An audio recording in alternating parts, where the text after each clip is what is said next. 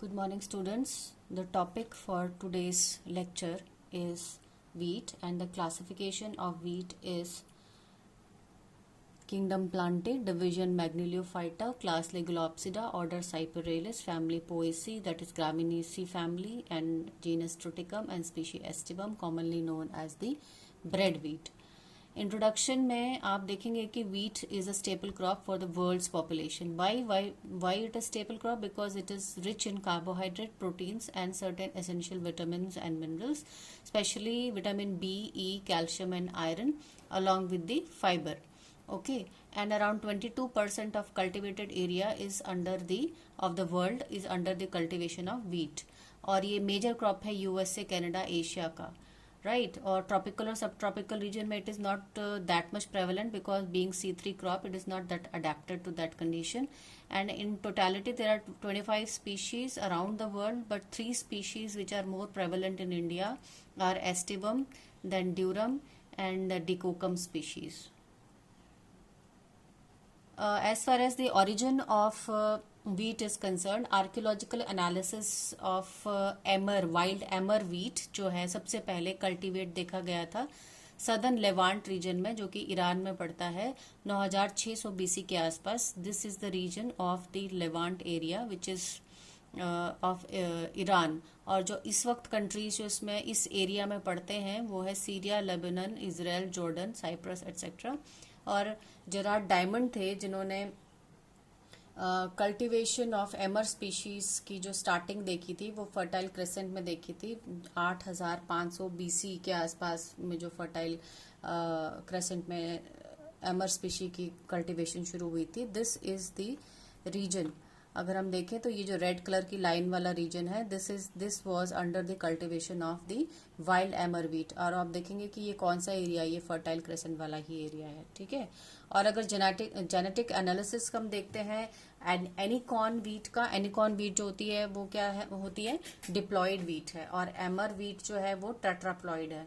सो diploid wheat जो था ये ऐसे एज ए ग्रासेस जो है वो वाइल्ड ग्रासेस वो देखी गई थी टर्की में, राइट. और करागेडेग माउंटेन है वहां पे जहाँ पे इसका ओरिजिन माना जाता है. These are certain areas on in Karacadag mountain जहाँ पे जो है देखा जाता है as a wild grass.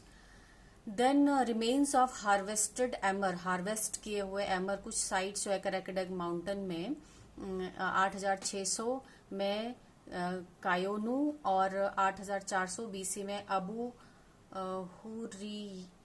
हुरियार. Okay. So these are the sites, Neolithic sites, जहाँ पे खुदाई करके वहां पे जो एमर के हार्वेस्टेड सीड्स थे वो उनके अवशेष जो हैं वो मिले हैं, राइट. न्योलिथिक पीरियड से बिलोंग करते थे. और इराकी डब एक और एरिया है, यहाँ पे भी न्योलिथिक आर्कियोलॉजिकल साइट है. मॉडर्न डे जॉर्डन पड़ता है वहां पे, और वहां पे कार्बन डेटिंग की गई थी जहाँ पे डोमेस्टिकेटेड एमर व्हीट के जो थे कुछ उनको अवशेष मिले हैं. साथ ही साथ there are the Tell Aswad region है, Damascus basin near the mountain of Hermon in Syria. Okay. So ये दोनों आसपास ही हैं, इराक डब जो है और सीरिया जो है, ये आसपास वाले ही एरिया हैं जहाँ पे हमें जो खुदाई वाली साइट्स थी वहां पे हमें इनके एमर व्हीट के अवशेष जो है मिलते हैं. These are the ruins of the Tell Aswad region. ठीक है. प्री हिस्टोरिक न्योलिथिक टेल्स हैं, ये 5 हेक्टर में फैली हुई हैं. और ये बराडा रिवर के आसपास जो थे फैले हुए थे, क्योंकि आपको पता है कि रिवर के आसपास ही पुरानी सभ्यताएं जो हैं वो जन्मी थी, राइट. सो यहाँ पे जो पुरानी सभ्यता है इसकी एक्सकवेशन के दौरान एमर व्हीट के जो हैं काफी वो मिलते हैं, अवशेष मिलते हैं. उनकी कार्बन डेटिंग की गई है जो कि काफी पुरानी है, राइट. फिर हम जाते हैं कल्टीवेशन ऑफ एमर जो है कहाँ कहाँ से वो निकली, कहाँ कहाँ पहुंची, राइट. तो ये ग्रीस, साइप्रस और इंडिया, ग्रीस से होते साइप्रस से होते इंडिया पहुंची 6500 बीसी में, और वहां से फिर इजिप्ट गई 6000 बीसी, और फिर जर्मनी और स्पेन में 5000 बीसी में. इजिप्शियंस को एक्चुअली माना जाता है कि वो जो थे उन्होंने व्हीट का यूज किया अवन में, जो बेकिंग करने का जो प्रथा चालू हुई वो इजिप्शियंस के द्वारा जो है शुरू की गई. और 3000 बीसी के आसपास वीट जो है इंग्लैंड और स्कैंडिनेवियन कंट्रीज जो है वहां पहुंची, और उसके 1000 साल 1 मिलेनियम लेटर चाइना में पहुंची। हालांकि आजकल चाइना जो है वो काफी अच्छी पैदावार करता है वीट का, बट काफी लेट पहुंची है वहां पे वीट। ओके, तो जो ब्रेड वीट है जिसको हम बोलते हैं हेक्साप्लॉइड वीट, वो ट्रिटिकम एस्टिवम कहलाती है, और उसमें जो है वो काफी ज्यादा ग्लूटेन होता है ताकि यीस्ट उस पर ऐड कर सके और ब्रेड जो है वो प्रॉपर बन सके। सो ये वाली जो ब्रेड वीट है उसका डीएनए एनालिसिस जो था, कुछ सैंपल्स ग्रेनरी में मिले थे एक्सकेवेशन के दौरान, डेटिंग टू अप्रोक्सीमेटली 1350 बीसी, और ये मिले थे एसीरोस एक विलेज है ग्रीस में, राइट। ग्रीस में आर्कियोलॉजिकल साइट है वहां पे, एसीरोस टुम्बा साइट्स बोलते हैं उनको, और वहां पे इनके डीएनए सैंपल्स जो लिए गए, स्पेसिफिकली हम ट्रिटिकम एस्टिवम की बात कर रहे हैं, तो वो काफी लेट इवॉल्व हुआ है ना, एसीरोस इन ग्रीक मैसेडोनिया।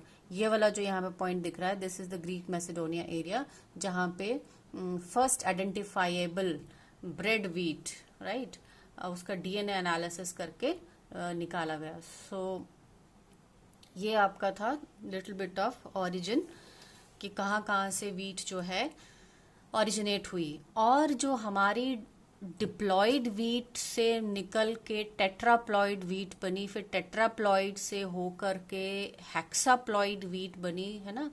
तो ये जो है ये ऑलोप्लॉइड है, यानी कि एक ही सेट ऑफ क्रोमोसोम नहीं इसके अंदर डबलिंग हुई है, इसके अंदर different different set of chromosomes हैं। देखो यहाँ पे A B B D D, so this is a allopolyploid, right, मतलब उसमें डिफरेंट सेट ऑफ क्रोमोसोम्स हैं जो कि डुप्लीकेट हुए हैं।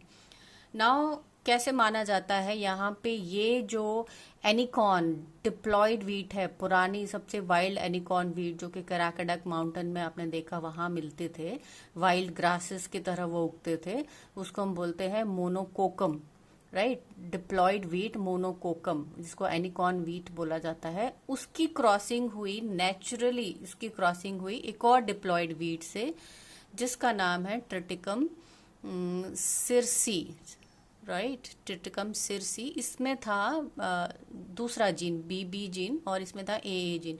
When they got crossed and doubling हुई उसकी, तब हमें एक टेट्राप्लॉइड वीट मिली जिसको हम बोलते हैं turgidum, right. So it is a wild tetraploid wheat called as turgidum. इसके अंदर दो सेट ऑफ जीनोम आए, सो ये टेट्राप्लॉइड बन गई। फिर टेट्राप्लॉइड जो टर्जिडम था, जिसको मैं एमर वीट का नाम बोल रही हूँ, पीछे भी एमर वीट जो था वो काफी पुरानी सभ्यताएं यही वाली वीट यूज करती रही थी, एमर वीट।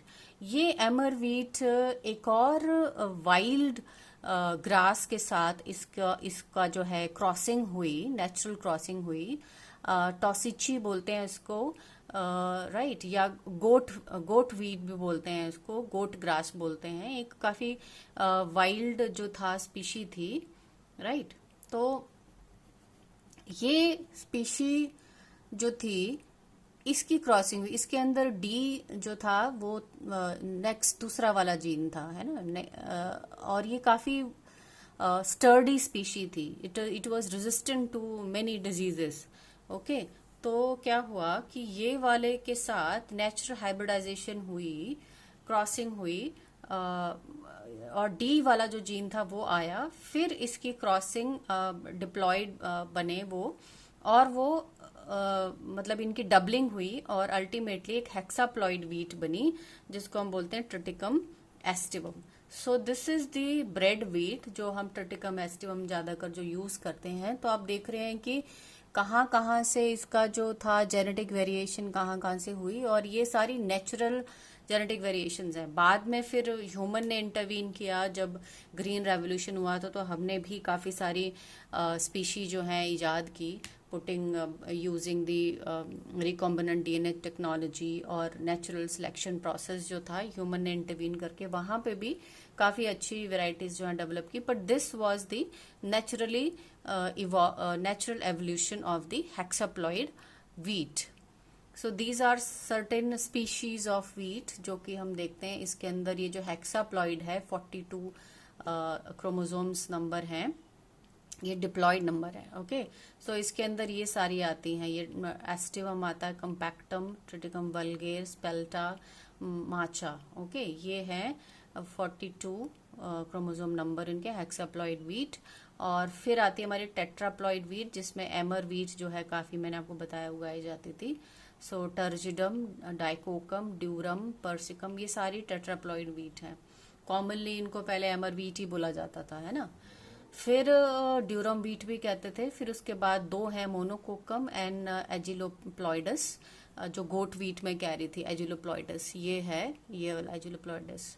सो इसको जो है ये है डिप्लॉयड स्पीशीज।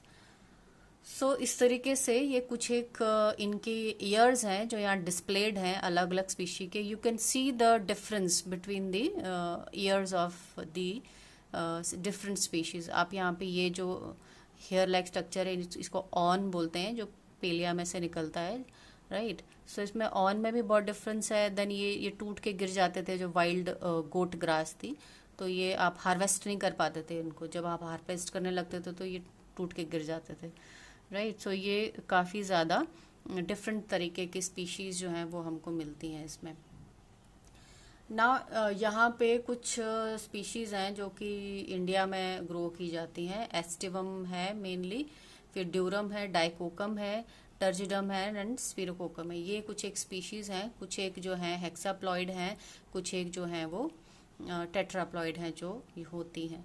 तो ज़्यादातर हेक्साप्लॉइड स्पीशी जो हैं वो उत्तरी भारत में होती हैं। उत्तर प्रदेश और पंजाब का एरिया जो है अराउंड 50% ले जाता है, राइट। 50% ग्रोथ जो होती है वो इन दो रीजन्स में होती है, उत्तर प्रदेश और पंजाब। फिर हरियाणा, राजस्थान, ओके, और हिमाचल, जम्मू, बिहार, वेस्ट बंगाल। तो ये आपका ऊपर वाला जो इंडिया का हिस्सा है वो सारा एस्टिवम से प्रोडक्शन करता है। और जो लोअर और हमारा वेस्टर्न एरिया है, जैसे मध्य प्रदेश हो गया, महाराष्ट्र, गुजरात, सदर्न, है ना, और ये ड्यूरम है। और डाइकोकम जो है बिल्कुल साउथ में जाओ तो कर्नाटका, महाराष्ट्र, तमिलनाडु में डाइकोकम जो बनता है अराउंड 1% बनता है।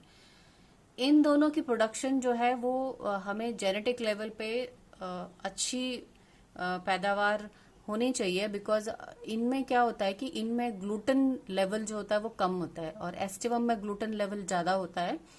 तो ये वाली जो दो स्पीशीज हैं they are much more hardy species when they are compare to the resistant to the diseases, okay. और इनमें ग्लूटेन लेवल भी कम है तो इसकी रोटी इतनी अच्छी नहीं बनती है, और थोड़ा सा उनमें जो एक इलास्टिसिटी होती है वो कम होती है। तो अगर हम मेडिकल पॉइंट ऑफ व्यू से बोलें तो डायबिटिक लोग जो हैं या जो मोटापे से परेशान लोग हैं, ओवरवेट हैं, वो अगर ये वाली वीट यूज करें तो that is much more beneficial for them. और either way you can mix this and this half portion, okay. Now this picture is just depiction कि यहाँ पे ये जो है ये यहाँ पे ओरिजिन हुआ था वीट का। This is the fertile crescent area and from this area region under cultivation ये आपका पूरा यूरोप आ गया है। यहाँ पे चाइना, इंडिया, चाइना के ये वाले पार्ट है ना, ये सारे आ गए हैं। देन अफ्रीकन कॉन्टिनेंट में, then southern American continent and northern American continent वहाँ पे आ गए हुए हैं। फिर आते हैं हम नेक्स्ट पार्ट में, which is the average wheat output. Wheat output में यहाँ देखिए ये इंडिया का वो जो गैंजेटिक प्लेन है, वहाँ गैंजेटिक प्लेन जो है वो काफ़ी ज़्यादा प्रेवलेंट है यहाँ पे। ये चाइना का हिस्सा है और ये यूरोपियन हिस्सा है ना। तो ये यहाँ पे प्रोडक्शन का आउटपुट जो है वो दिखाया गया है। नाउ लार्जेस्ट वीट प्रोड्यूसर्स अगर हम देखें तो चाइना, इंडिया, यूरोप, है ना, FSU, ये वाले हिस्से जो हैं ये ज़्यादा हैं प्रेवलेंट अगर हम देखें तो। और यूएस से भी कुछ इसमें आता है। और अगर हम इंडिया की प्रोडक्शन देखें तो मैंने आपको कहा था पहले भी, उत्तर प्रदेश और पंजाब जो है ऑलमोस्ट 50% एरिया जो है वो चला जाता है। और उसका हरियाणा, मध्य प्रदेश, राजस्थान, ये सारा जो है ये इन 5 स्टेट में बनता है। और बाकी सारा कुछ जो होता है वो नेक्स्ट अदर स्टेट्स में। आपको पता है कितनी सारी स्टेट्स हैं। तो ये 4-5 स्टेट्स हैं जो मैक्सिमम प्रोडक्शन जो है वीट की करती हैं। दूसरी स्टेट में दूसरे क्रॉप्स होते हैं, मेनली राइस वगैरह ज़्यादा उगाया जाता है, ठीक है। सो